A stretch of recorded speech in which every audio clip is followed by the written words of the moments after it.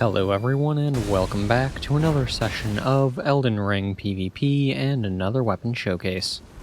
Today we are taking a look at the Ringed Finger. This is a weapon that is found in Gelmir Hero's grave. There is a chest in a room down the path across the lava. It's on the left hand side. You'll know it when you get there. I'll have an image on screen showing the location of the grave. This weapon is really fun to use. I thoroughly enjoy it, honestly. There's a couple of good things going for it. Other than that, though, it's just a standard hammer. So let's go ahead and start off with the basics. This weapon requires 15 strength and 9 dexterity to wield, and it weighs 4.5 units.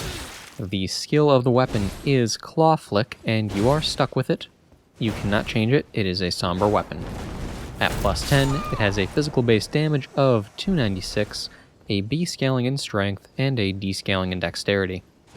So, this weapon, it is a hammer, so there's very, very few pros, but the ones that are there are pretty darn good. First off, the damage on it is actually quite respectable. Aside from that, being a hammer, it has decent poise damage. It can stagger enemies pretty reliably in PvE and PvP. It is actually the longest hammer in the game, so you've got that benefit. As far as, taking advantage of that reach, well, it leaves a bit to be desired in that department. The moveset doesn't really do it justice, but more on that later. Now, the big pro of this weapon is actually Claw Flick.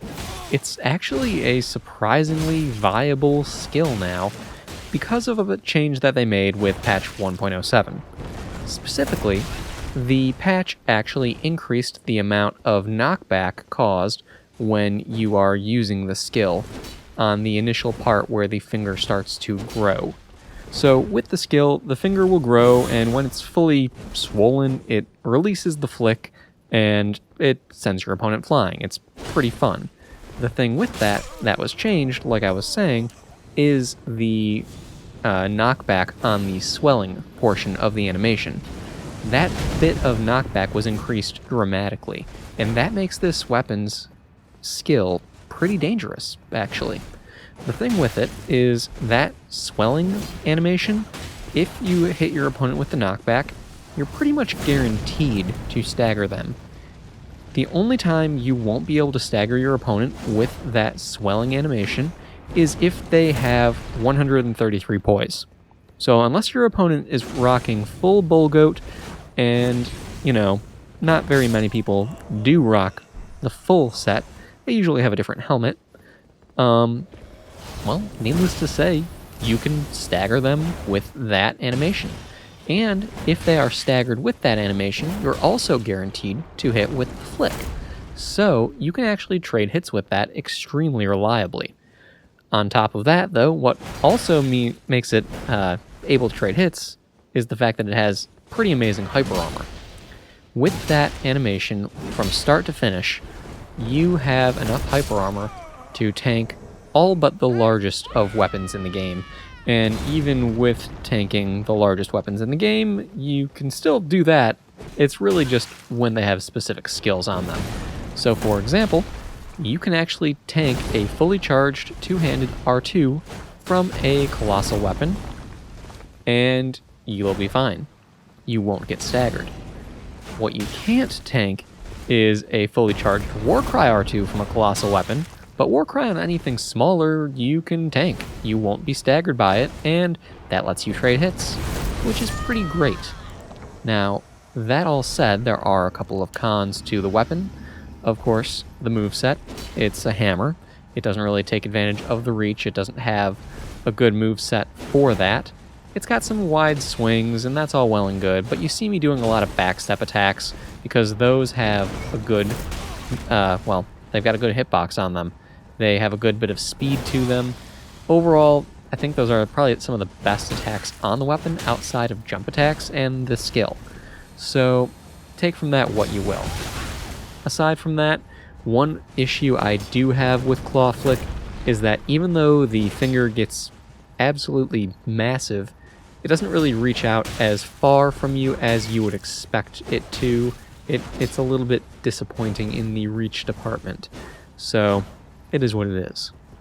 Other than that, though, the only other issue I have with Claw Flick in particular is because it is a slow attack, and because you do have the ability to trade hits, I've found in a number of instances that aim punch with Claw Flick, it's extremely, extremely susceptible to aim punch.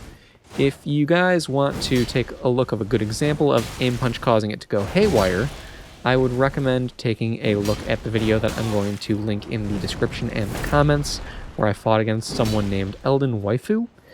They were using the pizza cutter, and the entire duration of the swelling animation with Claw Flick, I was being hit. And with that, aim punch was activating and, doing its thing for that entire duration.